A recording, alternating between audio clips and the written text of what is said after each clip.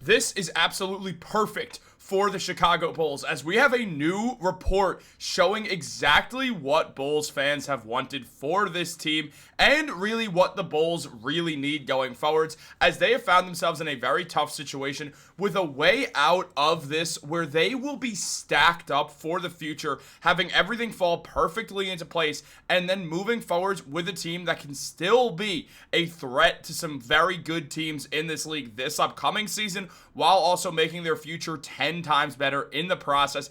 And on top of that, landing an unprotected first round pick as well. There's a lot to go over with this situation, and we're going to jump right into it, wasting no time. Guys, before we do that though, if you're part of that 71% that's not subscribed to Bulls Digest, make sure to subscribe for daily Chicago Bulls updates. We got a lot of great videos coming every single day that you do not want to miss out on. But with that being said, let's jump into the video. There is a lot to go over on the Chicago Bulls right now.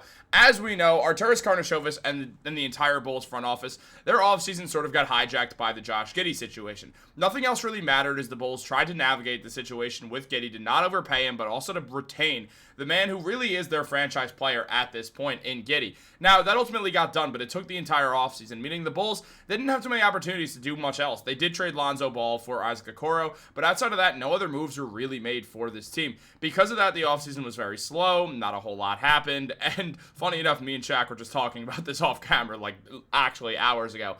But with all that in mind, what happened with the Chicago Bulls is that they didn't get to do everything they wanted to do. And one of the things they've had a whole lot of interest in, or someone who they've had a whole lot of interest in, is Jonathan Kaminga. Kaminga has also held the Warriors a little bit hostage because of his restricted free agency and the fact that he wants to leave the Golden State Warriors, threatening to accept the qualifying offer, knowing it could hurt his value in the long run, though, which is what's stopping him. He wants to sign and trade. He wants to go to the Sacramento Kings or the Chicago Bulls, and both the Sacramento Kings and the Chicago Bulls want Jonathan Kaminga. The Bulls, they're a perfect situation for Kaminga because Kaminga gets an increased role where he gets to be a starter on a Bulls team that would feature Josh Giddey, who's just going to be able to set him up for success, Matas Buzelis, who's a nice young piece and puts a nice defender next to Kaminga, Nikola Vucevic, who's going to be able to space the floor so Kaminga can attack the hole more, and Coby White, who gives the team more shot creation. So Kaminga really, he fits perfectly as the Bulls' small forward for this team, and because of that, there has been a lot of discussion on how the Bulls can land him, but now a new report has shown the exact way that we see this happen, and that is through making a deal where the Golden State Warriors do receive Coby White and Jalen Smith, while the Bulls receive Jonathan Kaminga in the sign and trade, Moses Moody, and a 2028 first-round pick. So obviously, as I mentioned, Coby White would take some shot creation pressure off Kaminga if they could be there together, but that feels unlikely, and there's a few different reasons why that we're about to dive into, but this is still worth it, because then you could just start Moses Moody as your two guard, and you get a nice 3-and-D player who also fits well, perfectly next to Josh Giddey and Jonathan Kaminga, Buzelis, and Vooch as well. So everything starts to still work out perfectly. Obviously, trading Coby White would suck because of the performance he's been able to have since the All-Star break, where he put up 24.5 points per game, shooting 49% from the field and 37% from three. He was obviously excellent. Nobody's pretending like Coby White was not excellent, but Zach Buckley breaks down really why this deal makes so much sense, saying, with the entire hoops world waiting on a resolution for Kaminga's restricted free agency, the Warriors have to be searching for a solution that, in their minds, better prepares the roster to win now. Stephen Curry, Jimmy Butler, and Draymond Green all have 2 years left on their contracts, so the organization should feel much more urgency than the sticky situation with Kaminga otherwise reflects. Would this trade hurt the Warriors' long-term outlook? No question. Regardless of one's opinion on Kaminga and his impact on winning, losing an unprotected first always carries risk, and Moody is a proven, generally reliable contributor. That said, Golden State's first chapter without Curry is bound to be a bummer anyway, so you might as well try to make its final chapters with him as great as they can be. Who knows when the next generation of Warrior is going to walk through that proverbial door after all. So basically go all in while you have Steph, which is the right move. Getting a guy who put up 20 points, 4 rebounds, 4.5 assists, shot 45% from the field and 37% from three is an excellent way to do that, as more scoring gets added to a Warriors team that really doesn't have shot creation outside of Steph Curry, giving the Warriors exactly what they need. White could be the best sixth man in the NBA if they do that, or they could even start him next to Steph. Yeah, there's defensive concerns, but you also still do have Jimmy Butler and Draymond Green out there as well, which will help that situation also. So That's something to think about when moving forwards with this as well. Meanwhile, you also trade Jalen Smith to the Warriors, someone who would fit well on the team and gives them another big man for a team that lacks big man depth. Smith has not really been too inspiring with the Bulls, but he hasn't been bad. He put up 8.2 points, 5.6 rebounds, 1 assist, and nearly blocked a shot per game. He's a solid defender, can catch lobs, can hit a three with at least modestly. So when you consider all that, it does make some sense that this is a move that really does benefit the Golden State Warriors and the Chicago Bulls fairly evenly. And Buckley mentioned that as well for the Bulls, saying as for the Bulls, they should be distancing themselves from their Prosiak present and pushing towards a brighter future. Betting on Kaminga's ability to thrive in a larger, more consistent role than he's handled in Golden State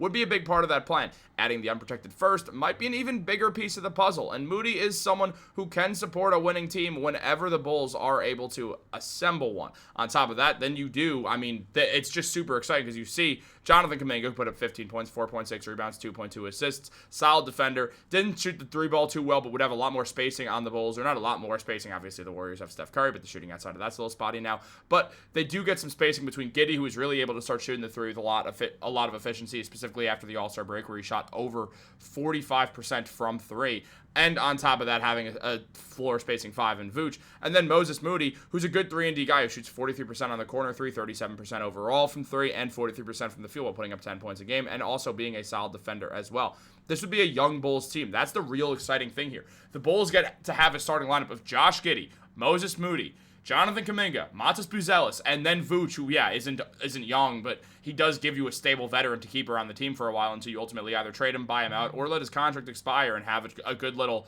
kind of veteran to have around these guys and really help out, and also just a reliable big man to have so the Bulls aren't just playing losing basketball. That's a team in the Eastern Conference that's definitely a play-in team, and also it gets these young guys good experience. You don't want these young guys to get used to losing, so it's a great way to set them up for success while also continuing to build upon everything. And yeah, there's still the need for maybe a different franchise player. Is Josh Giddey ever going to be the number one player on a championship team?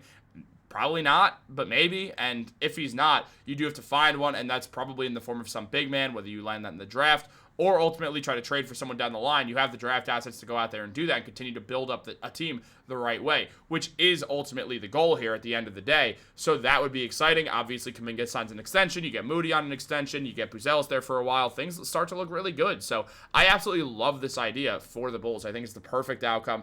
Obviously, with Kobe White, as great as he is, the Bulls can only sign him to a 4-year, $89 million contract next year. White's going to command more than that, and he's going to get offered more than that, so he's going to leave the Bulls anyway. So trading him to a team that can actually pay him what he wants and what he's going to be getting offered makes a whole lot more sense than just letting him play out his days on the Bulls and getting nothing for a 20-point-per-game score. It makes no sense.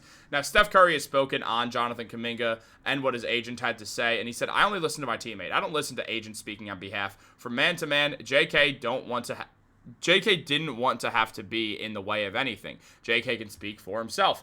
And as we know, this Jonathan Kaminga for Kobe White stuff has been going on for a while, specifically with the Bulls. As Jake Weinbach said all the way back on June 29th, the day before free agency began, a sign-and-trade concept that would send Jonathan Kaminga to Chicago continues to be mentioned as a realistic possibility among league circles. Kaminga is reportedly looking to move on from the Warriors in hopes of finding a bigger role elsewhere. Nikola Vucevic, Kobe White, and Ayo Dosunmu are notable names that could be linked to Golden State in this scenario. So there's already noise, and this is where the Bulls strike now that they have the opportunity to do so. What do you guys think? Let me know in the comments down below. Like this video, subscribe, turn on post notifications. Have a great day.